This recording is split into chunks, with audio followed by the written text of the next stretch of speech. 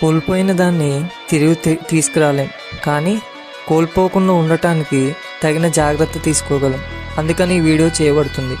ఈ మధ్య జరిగిన ఒక సంఘటన మనందరికీ ఒక బలమైన హెచ్చరిక. బస్సులో జరిగిన ఒక చిన్న సంఘటన సోషల్ మీడియాలో వీడియోగా మారింది. అది వైరల్ అయింది, కానీ ఆ వైరల్ వెనుక ఒక జీవితం కూలిపోయింది.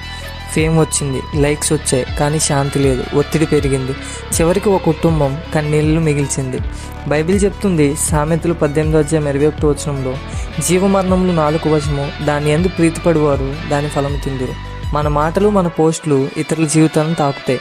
ఈ రోజుల్లో చాలామంది ఫేమ్ కోసం వ్యూస్ ఎంచుకుంటున్నారు, కానీ క్రైస్తవులుగా మన పిలుపు వేరు. మనం వైరల్ కావడానికి కాదు, విలువైన వారిగా జీవించడానికి పిలువబడ్డాం. ఫేమ్ కాదు విశ్వాసం, లైక్స్ కాదు ప్రేమ, షేర్ కాదు కరుణ. గనుక మీరు ఏదైనా పోస్ట్ చేసే ముందు ఒకసారి ప్రశ్నించుకోండి, ఇది దేవుణ్ణి మహింపరుస్తుందా, ఇది ఒక జీవితాన్ని గాయపరుస్తుందా?